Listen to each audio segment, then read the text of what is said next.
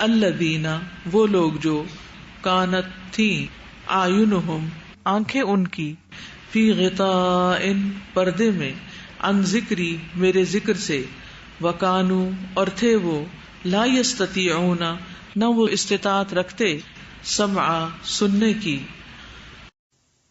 کون ہے وہ کافر؟ الذین کانت اعینہم فی غطاء عن ذکری، یہ وہ لوگ ہیں جن کی آنکھیں میرے ذکر سے پردے میں پڑی ہوئی. غطاء موٹے پردے کو کہتے ہیں جس سے کچھ بھی نظر نہ آئے. ایک غشاوتن بھی آپ نے پڑھا ہے، وہ کون سا پردہ ہوتا ہے؟ باریک پردہ جس میں سے کچھ نہ کچھ نظر آ جاتا ہے. لیکن غطاء ایسا پردہ ہوتا ہے جس سے کچھ بھی نظر نہیں آتا. ان کی آنکھیں میرے ذکر سے پردے میں تھی، اور ذکر سے مراد قرآن ہے، کیونکہ قرآن ہی پڑھنے اور دیکھنے کی چیز ہے. یہاں آنکھوں کے پردے کی بات ہو رہی ہے، کانوں کے پردے کی نہیں، کیونکہ آنکھوں کے آگے جب کوئی چیز آ جاتی ہے تو پھر انسان دیکھ نہیں سکتا. وَكَانُوا لَا يَسْتَطِيعُونَ سَمْعًا، اور دیکھنے کے ساتھ ساتھ وہ سنتے بھی نہ تھے، سننے کی استطاعت ہی نہ رکھتے تھے، سننے کا حوصلہ ہی نہ تھا ان میں، سننا چاہتے ہی نہیں تھے. وَكَانُوا اور تھے وہ لا يَسْتَطِيعُونَ نہ وہ استطاعت رکھتے نہ توفیق رکھتے سمع سننے کی. کس کو؟ میرے ذکر کو. کیوں نہیں سننا چاہتے تھے؟ اس سے نفرت کی وجہ سے. کوئی بات انسان کب نہیں سنتا؟ جب اس کو اچھی نہ لگے، پسند نہ آئے. حق کی طرف سے وہ اندھے بہرے گنگے بنے ہوئے تھے. ویسے دیکھتے تھے، ویسے سنتے تھے، لیکن حق بات کو اور خاص طور پر اللہ کے کلام کو، قرآن مجید کو نہ دیکھتے تھے اور نہ سنتے تھے.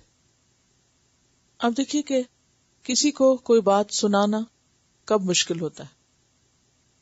کسی کے بارے میں بھی آپ سوچئے، مثلاً کوئی بھی نان مسلم آپ کے ساتھ بیٹھا ہوا ہے، آپ چاہتے ہیں آپ اس کو اسلام کی بات بتائیں، اللہ کی بات بتائیں، آخرت کی بات بتائیں، آخرت کے انجام کے بارے میں بتائیں. آپ کیوں نہیں بتاتے؟ آپ کیوں نہیں بتاتے؟ آپ کا بہت دل بھی چاہتا ہے کہ آپ بتائیں، کیوں نہیں بتاتے؟ کیونکہ آپ کو یہ ڈر ہوتا ہے کہ یہ سنے گا نہیں، وہ سننا نہیں چاہتا. اور اگر آپ اس سے پوچھیں بھی کہ تم سننا چاہو گے یا بات کرو گے تو کیا ہوگا؟ نو کر دیتے. حالانکہ کسی بھی بات کو سننے میں کیا مشکل ہے؟ کیا گھستا ہے ہمارا؟ کتنی طاقت لگتی ہے سننے میں. دیکھنے کے لیے تو پھر آنکھ کھولنی پڑتی، سننے کے لیے تو کانوں کو ہلانا بھی نہیں پڑتا، کھولنا بھی نہیں پڑتا. کچھ کرنے کے لیے تو آپ کو ہاتھ ہلانا پڑتا ہے. اگر آپ سے کوئی کہے یہ چیز اٹھا دو تو آپ کو ہاتھ اٹھا کے لگا کے محنت کر کے اٹھانی پڑے گی. بولنے کے لیے بھی آپ کو زور لگانا پڑتا ہے. سننے کے لیے کیا کرنا پڑتا ہے؟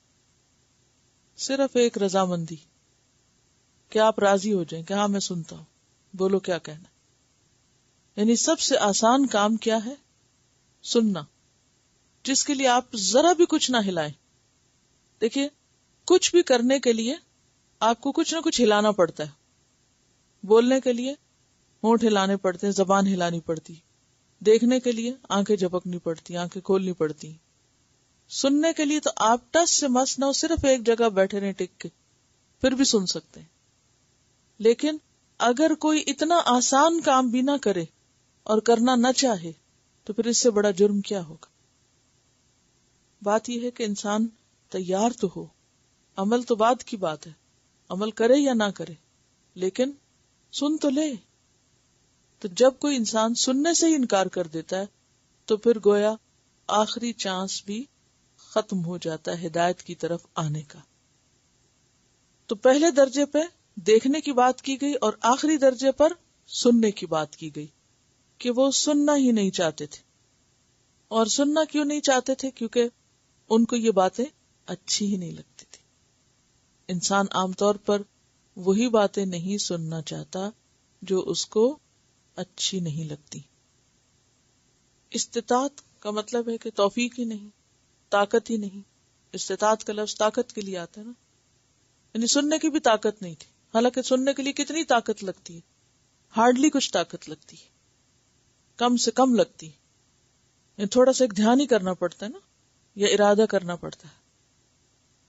تو انسان وہ بات نہیں سننا چاہتا جو اس کی مرضی کے خلاف ہو، جو اس کو پسند نہ ہو، جس سے اس کی کوئی دلچسپی نہ ہو. اس بات سے ہم سب اپنے اپنے مزاج اور اپنی اپنی دلچسپیوں کا بھی جائزہ لے سکتے ہیں. آپ کہاں کھڑے ہیں؟ آپ کیا سننے سے دلچسپی رکھتے ہیں؟ جیسے کسی انسان کے بولنے سے اس کی شخصیت کا اندازہ ہو جاتا ہے کہ وہ کیسا شخص ہے. وہ جیسے شیخ سعدی نے کہا تھا نا کہ جب تک انسان خاموش رہتا ہے اس کے عیب اور ہنر چھپے رہتے ہیں، لیکن جب وہ بولتا ہے تو ظاہر ہو جاتا ہے. یعنی بولنا انسان کی حقیقت کھول دیتا ہے.